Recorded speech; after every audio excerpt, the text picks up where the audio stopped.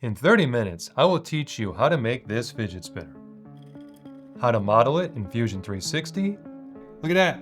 There's your rings. and how to 3D print it. Now, you might try to 3D print it by going up here to File, then selecting 3D Print. This tutorial is made for absolute beginners. And if you succeed in making this, I have another video where you will make a foldable infinity cube, and future videos upcoming on how to make a Nerf turret and a 6-axis robot arm. Fusion 360 is the best free software you can use to make any mechanical model for 3D printing. Fusion's ability to create and animate designs is incredible, but it can be intimidating and finicky. You will learn the basics of the user interface, Now, another way to do it is you could come over here to what's called your view cube. how to create 2D sketches, and the different ways to 3Dify those sketches, and how you can put print-in-place joints into your 3D prints to make them move. Finally, I will cover some better practices to use for 3D printing. There will be a follow-up video to this one on surface modeling, so you can customize your spinner, from things as simple as creating a basic circular pattern, to adding a complicated geometric shape, to embossing text and images and art onto your spinner, which not only apply to your spinner, but 3D modeling in general. So let's do this, it's thinking time.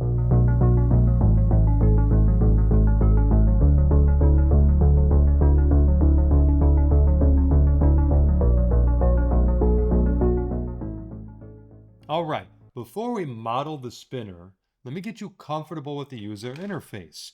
If you're a complete beginner, I recommend this section. Even if you only have a little bit of experience, I still recommend not skipping this section. But if you want to get straight into modeling the spinner, please skip to the next section. All right, here's our user interface. Typically by default, you'll have this panel open over here. This is called your data panel. And in my case, it has a list of all my editable documents.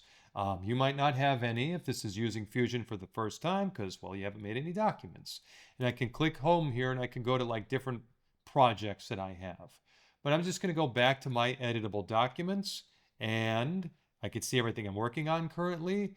I'm going to click X to close this and yay, look, we have more space to work with. Wonderful. Now, when you navigate, this is called your viewport.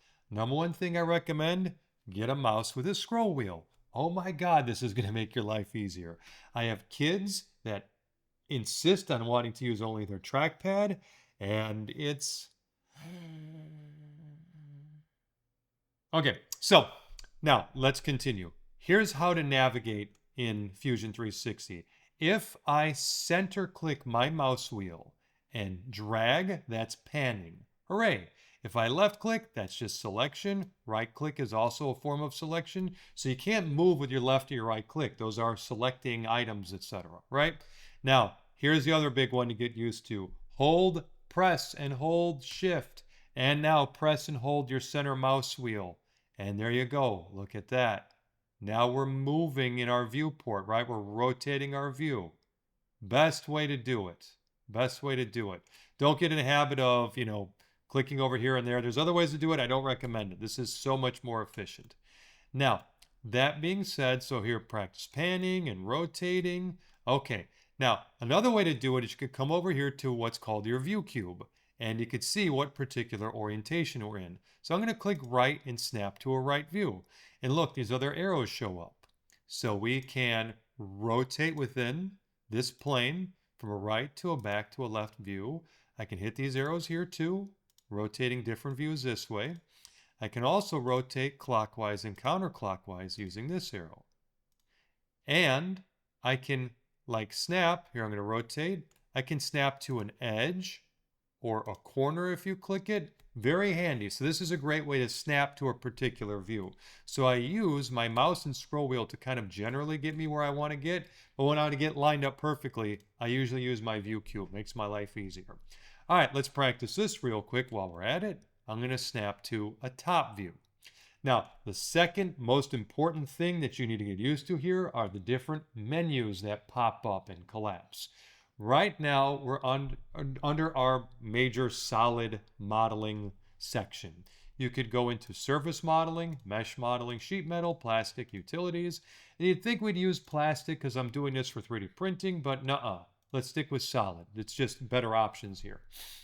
Now, so again, if you are, if you've clicked one of these things, you'd be like, hey, wait a minute, my icons are different. Maybe because you inadvertently clicked something up here. The other reason that's going to happen is because you're activated in a particular tool or menu. So let me show you what I mean, and let me show you the principal way you 3D model things in Fusion 360. And that's creating a sketch and extruding that sketch to the third dimension. So let's go. So I'm in a top view here. If it's not lined up, you can rotate it like this. And I'm going to click our number one tool, Create Sketch. So I click that. And then now you'll notice this square shows up, this like dark blue square. I can rotate my view and see that there are other planes I can sketch on. So whenever you create a sketch in Fusion 360, it wants to know what plane do you want to sketch on. So there's different, YZ, XZ planes, etc.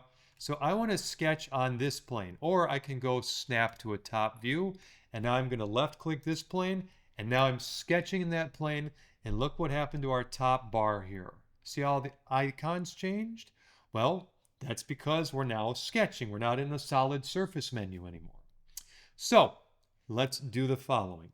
I'm going to hit key letter R for rectangle, or I'll hit escape to stop doing that, or you can come up here and select it here, rectangle, or another place to find it.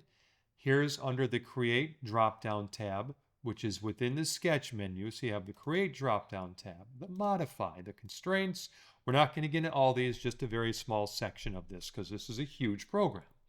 So under Create, I can scroll down to Rectangle and select a rectangle here. But again, the better way to do it, key letter R. Now I'm going to select, now we're in our Rectangle submenu. I'm going to select this tool here, the center rectangle. Click that. Now we've activated the center rectangle sketching tool. I'm going to mouse over to the origin here, and you're going to see it snap with a little blue square. That means we're locked on that particular plane or on that particular set of axes. So I'm going to left click once and then drag and pull open. And now notice it's giving me some measurements. Now, the better way to do this, of course, is to dial in the measurements. Don't try to I want to make a 20 by 10 rectangle, so I'm going to pull this perfectly. No. By the way, your scale might be different than mine. So if you just use your mouse wheel here, zoom in and out, you can completely change your scale. So mouse wheel scrolling back and forth to change your scale.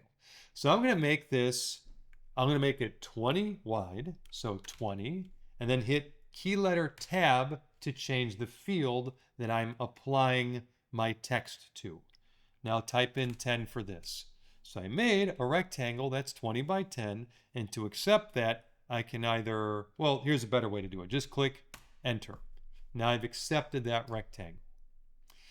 Now, let's draw a circle on top of this rectangle. So again, there's a key letter for it, C for circle, but you can click this icon up here, which is a shortcut icon, or you can click Create, scroll down to Circle, and select Center Diameter Circle, or hit key letter C again.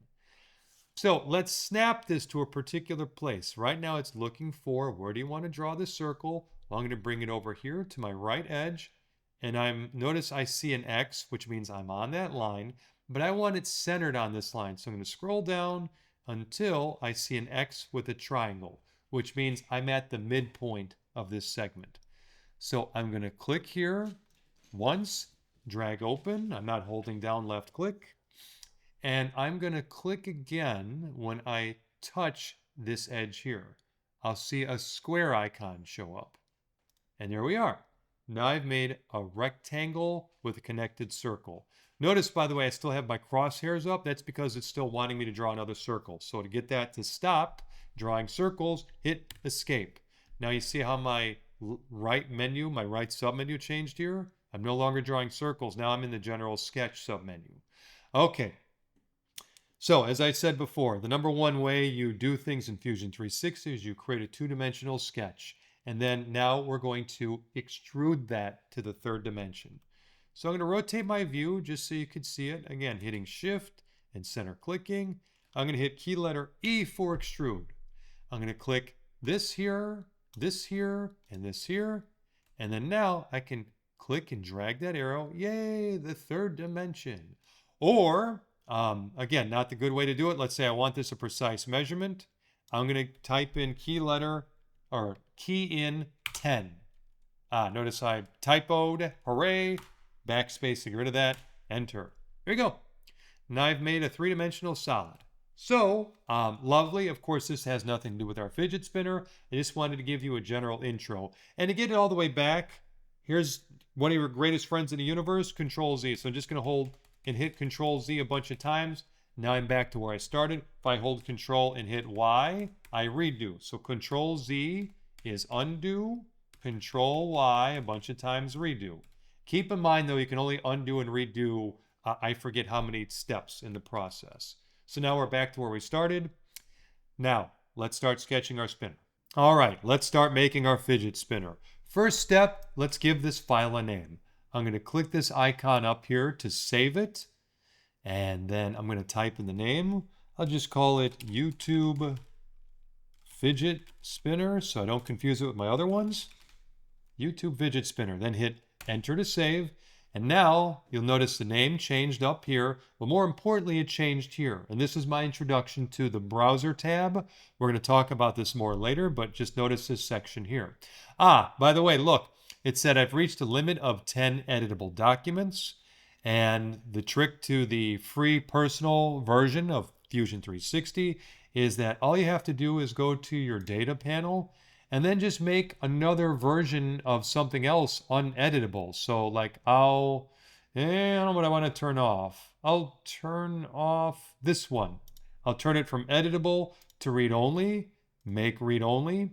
And by the way, I haven't lost that file. It's just made read only. So I can dig that file out of the archives, change it to editable, and now I can work on that file. So you can have as many files as you want, but you can only edit 10 at a time. So it's easy to use this thing indefinitely. I'm going to close that data panel. Now, let's start.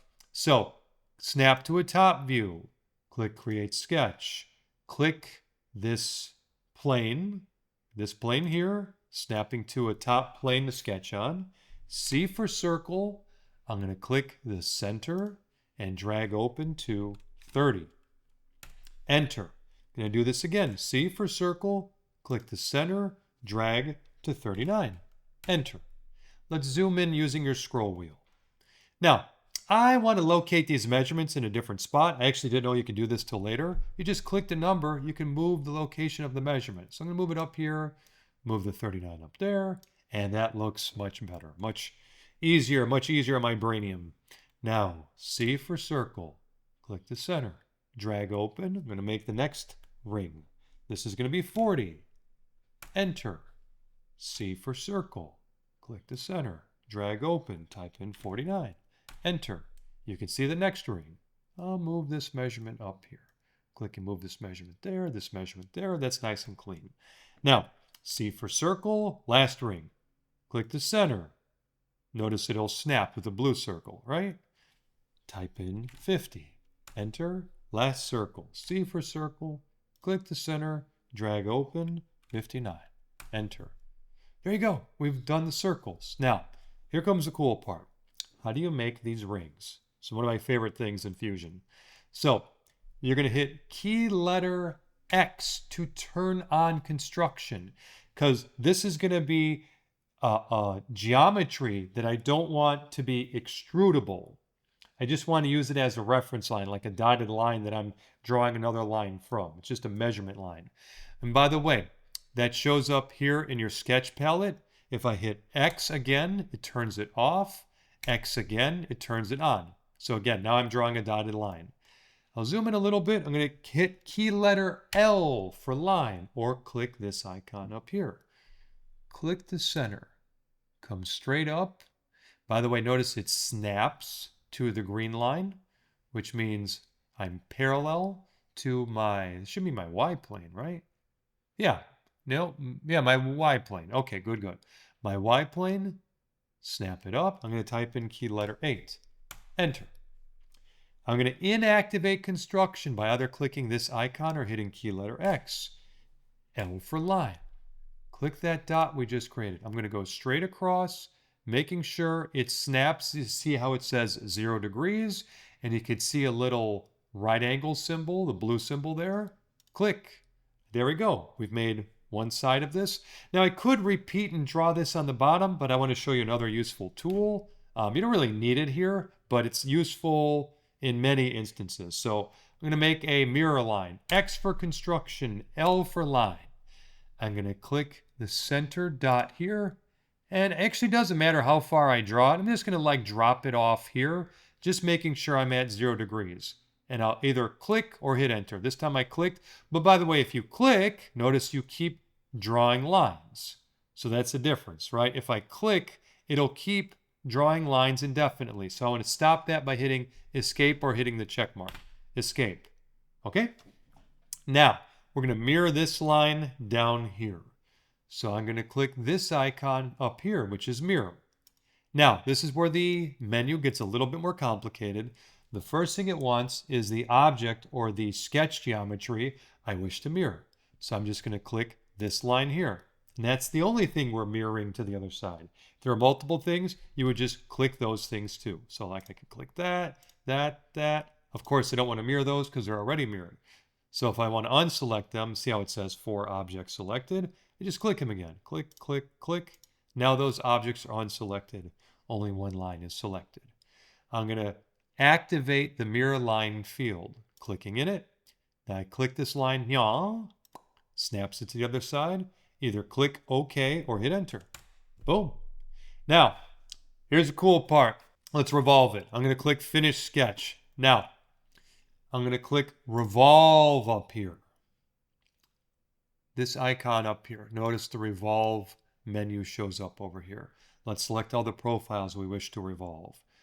This profile, and this profile. And I'm going to select in this field for the axis.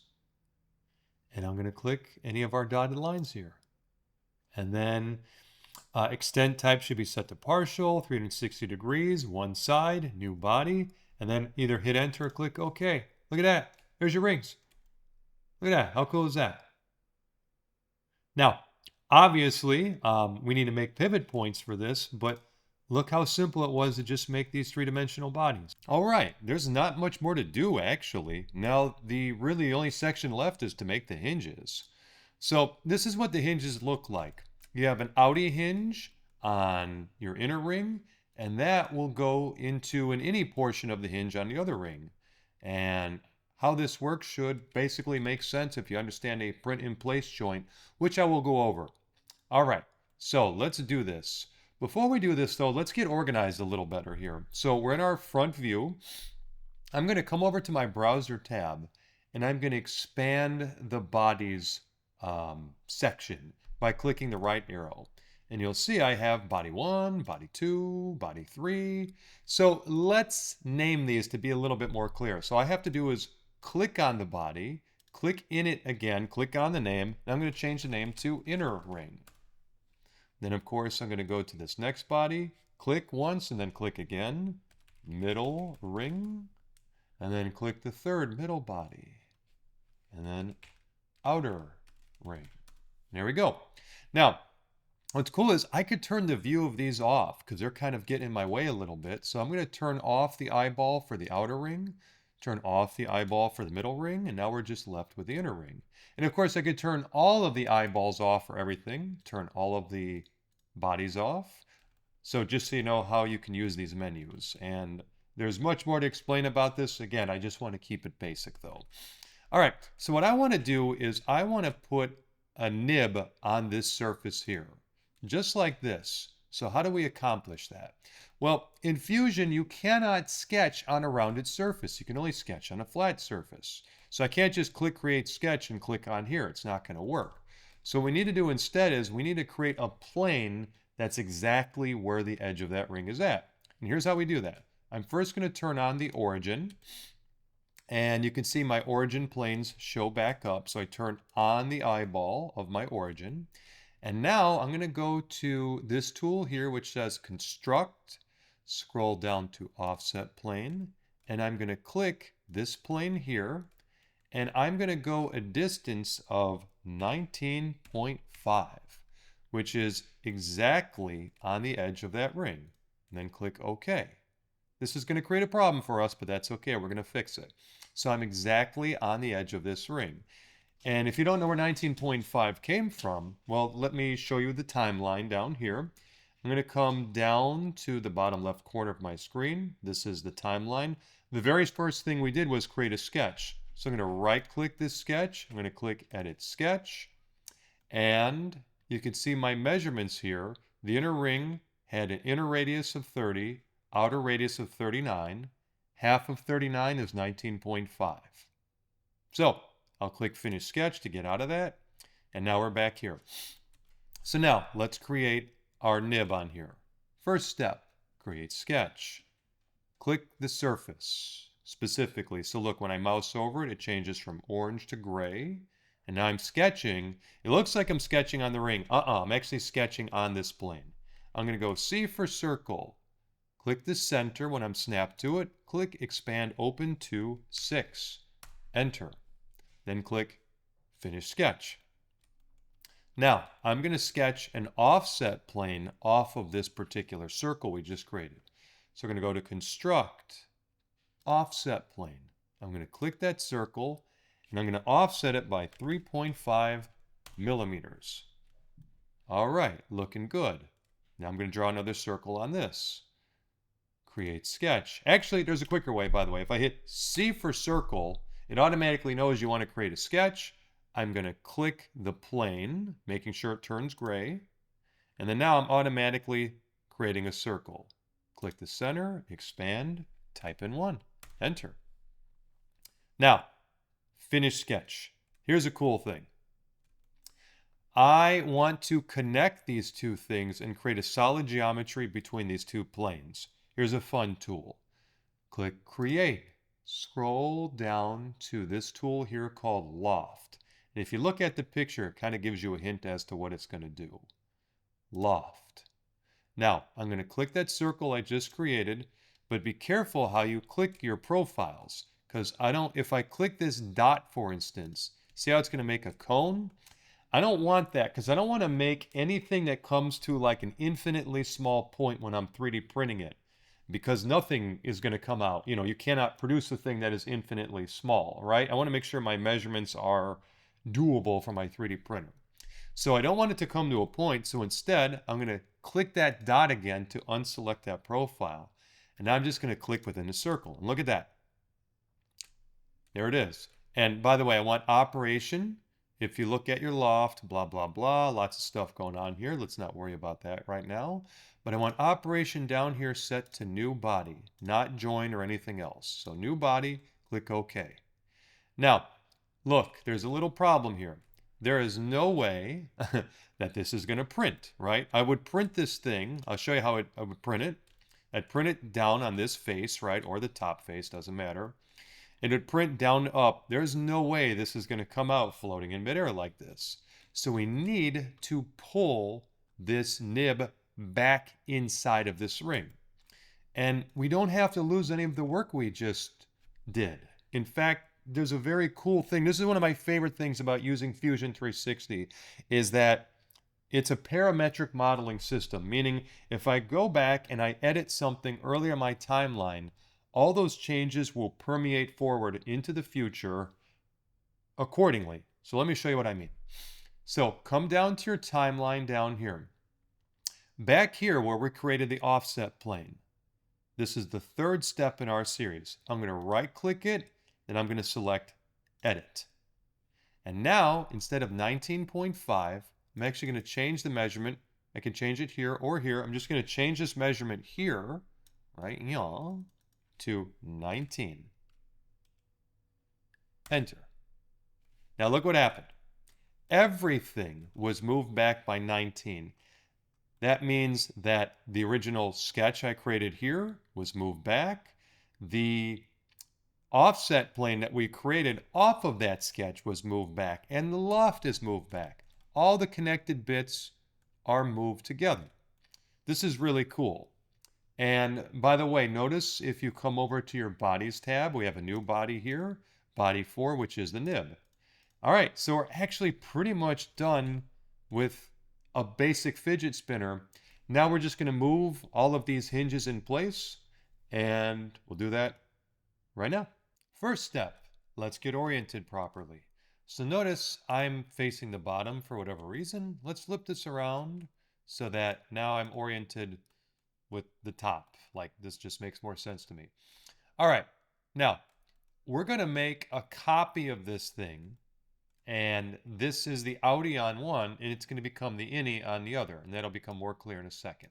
So what we're going to do is we're going to hit key letter M for move or copy, or hit this tool up here, move copy. So M. Now, I'm going to just snap to a top view just so I can see this thing more clearly. Zoom in a little bit. I'll pull over the submenu. Now, whenever you do a move or copy, I'm picky about where I click. Notice I can click here, I can click here, I can click here. It actually doesn't matter in this instance. I just want you to get in a good habit. So I'm going to click the end here. Now, one of the things that happens to people when they move, when they try to create a copy and they first move it is, look here, see how create copy is an active field? If I move it, that immediately disappears. I lose that option. So instead, you have to make sure you click create copy first. Now I can move that copy. So I'm going to click this right arrow because I only want to move it directly to the right. Notice a field shows up for the distance. I'm going to type in 0.5. Then hit enter. And there you go. I've got 2 of these nibs. Now, we're going to mirror both of these nibs to the other side. So, let's do the following. I'm going to click create. Scroll down to mirror. Click this nib. Click the other nib. Yeah, there it is. And now, I'm going to select mirror plane. So that's in this field. I selected first the 2 objects that I'm going to mirror. Now the mirror plane, which I'm going to mirror it about. And I want to make sure I click this plane here. Not this one or this one, but this plane. And by the way, if your origin plane isn't showing up, you just turn on the eyeball for that plane. Turn it on, turn it off, turn it on. Okay, so this plane here. You can see, boom, they've mirrored to the other side. Hooray! Now, this is only going to accomplish the hinges for the first 2 rings. I need the outer ring, the middle to outer ring set up too. So let's move this. So first step, move or copy or key letter M. Now we're going to do a different sort of move. I'm going to click this object. I'll click it at the end. And then I'm going to click this inner nib here. Maybe you have to zoom in to make sure you get the nib and not the ring. So now I have that nib. And now we're going to change to, well, first let's click create copy because we want to copy both of these. I'm going to click rotate. Now it's going to ask me which axis do I wish to rotate these about. Well, I wish to rotate it about this blue axis right here. So you see how there's a green, red, and a blue. I'm going to click this vertical axis here. Boom. Now it's time to rotate them. There's a tool that shows up here. I snap to a back view here. This little thing here, this is the rotation angle. So I could type it in here, but this time I'm going to use the tool. I'm just going to click and rotate this. Boom. And by the way, notice I have to click create copy again. See how they're moving? So let me move them all the way back. Right? Create copy. And now, there we go. Boom. Now, yay. But of course, I don't want these nibs on the same place. These are the nibs that are going to go between the middle and the outer ring. So I need to move these nibs out a little bit. Well, exactly how much do I need to move them out? Well, it needs to be exactly 5, but let me show you where I get that number from. So remember, if I go down here to right click, down to the very first sketch we created, right click, edit sketch, you can see here that this distance is 49. Well, half of 50 is of course 25. So half of 49 would be 24.5. But remember, I want to be 0.5 millimeters in. So the distance that these nibs need to be moved is 24 to the outside. If I did that fast, that's okay. Just know the number, 24. Now, let's find out. So these are our separate nibs here. Let's figure out the distance between this inner nib here and the center. So I'm just going to first turn off the eyeball on the inner ring. And now let's measure the distance between here and here. Well, there's a handy tool for that. That's called the inspect tool. So that's here, the very first tool here, or key letter, or I could click it here, or I can hit key letter I. Now I'm going to measure the distance between this plane and this nib here. And notice it's 19. So I need to move it out to 24, which means I need to move these up by 5 millimeters. All right. So easy enough. I'm just going to hit key letter M for move or copy. This is that thing I described earlier about which menu am I at? Like, you know, because I'm in the move or copy menu, but notice the previous thing we did was rotation. So I need to go back to free move or translate. And now I'm going to click the end of this nib underneath, click the top arrow, and this time I'm going to dial in the number as 5. Enter. Now, let's just mirror this to the other side. So I'm going to hit create, scroll down to mirror, click this nib, select the mirror plane, which is this plane right now, and operation set to new body, of course, then click OK.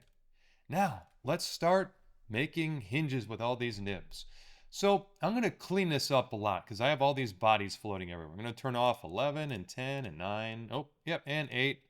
And that's good for now. Let's turn on the inner ring. So what I want to do is combine this inner ring with this inner nib. So I'm going to come up to this tool here, which is combine. So I click that tool. I'm going to click first the ring. Actually, it doesn't matter. And then I'm going to click the inner nib on one side and the inner nib on the other side. And if the other nibs are getting in the way, you could just turn those off. Right? I could turn off body 7 and body 5. But right now I'm just going to leave them on. It's easy enough to click. Now, for me, my default operation was set to cut. So I don't want that. I want my operation set to join. I'm going to join the inner ring and these two nibs. Then I'm going to click OK. And boom. Now these two nibs have become one solid body with this body. Okay, let's make the cut to the middle ring. So I'm going to turn off my inner ring, turn on my middle ring. Now here you go. You can see how these two things are going to go into the middle ring and they're going to become the cut. So I'm going to select combine. I'm going to click the middle ring and I click this nib and this nib. Now I don't want to join all the bodies. Instead, I want to cut. So I'm going to change the operation to cut. Make sure keep tools is set to off. I don't want to leave the nibs around. So keep tools is unchecked. And I click OK. And boom, there's two rings like that. Pretty cool, right? Okay. Now, finally, let's make the middle to outer ring hinges.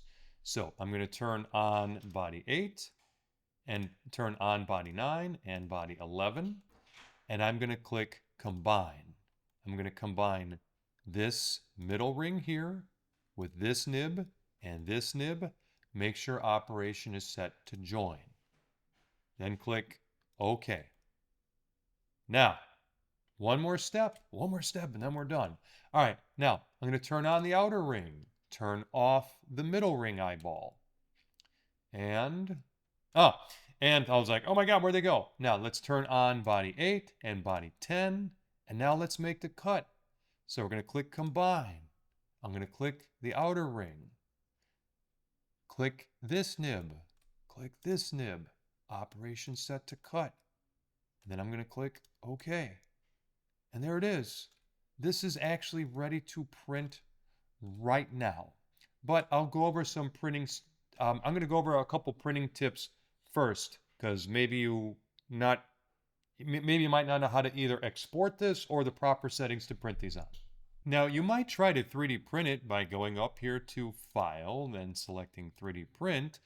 But if you do that, you notice it's only going to allow you to 3D print one of these bodies at a time. We don't want to do it that way. We want to print out the entire thing. So I'm going to cancel out of that. Instead, here's the way to print it.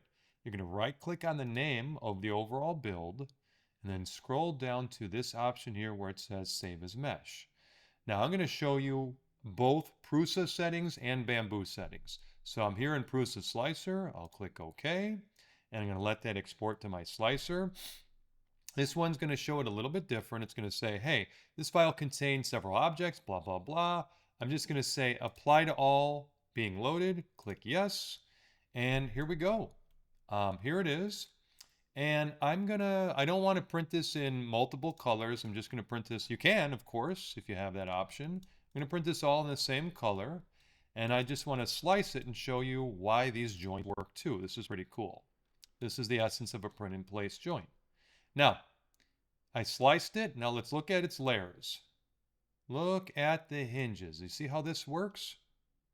They're just barely far enough away from one another.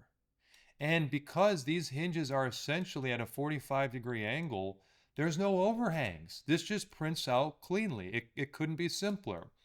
And if you haven't played with a print-in-place joint before, it might boggle your mind a little bit. It's pretty cool that it works. And that's it. I mean, it just, like Todd Howard says, it just works. All right, let me show you in the Bambu Studio as well. So I'm going to right-click, Save as Mesh, and I'm going to export it to my Bambu Studio instead. And hopefully the window is proportioned right. We'll see. Yay, it worked. All right, so same thing. I'm going to resync to my Bambu. I don't know, I'll print it out. I don't want to print it out in support. Let's print it out. I'll go here to my objects, change them all to 2. Again, you can print them as different colors, no problem. Okay, there we go. And slice again to see it's essentially the same thing. I'll go through my layers, and yeah, it just works. These hinges are very satisfying. I'll show you on a big one. I mean, this thing spins well. I'm pretty sure this is the best sort of hinge that you could do, and I've seen a couple on Etsy and other websites. These are satisfying. They move extremely well. And that's it. Now, when you want to customize it and do things like text, and I have kind of a fillet here, either adding a text using the emboss, or we can do a fun little pattern here. I want to show you how to accomplish that, but that'll be in the next video. And I really genuinely hope you found this useful. Again, I teach this to kids. I've taught it to someone as young as 9 for sure, maybe 8. So you can handle this. You might have even gotten stuck in my video too. That happens. But go through my video, go through other videos. Fusion has a very hard initial sticking point. Once you get beyond that sticking point, the whole world opens up and you can make so many things. And I'm using this to make the robot arm that my kids just created in my class. And here, I'll show you all the parts. I mean, you can make some pretty complicated things. Here, turn on these parts. This is a 6-axis robot arm. Right? I did that. The Nerf turret video, which will be forthcoming after this, you can model this. You can make anything, man. You're really only limited by your imagination. So, best of luck to you. Again, the next video follow-up will be how do you do cool-looking effects such as text or a pattern on the surface of your fidget spinner. Take care.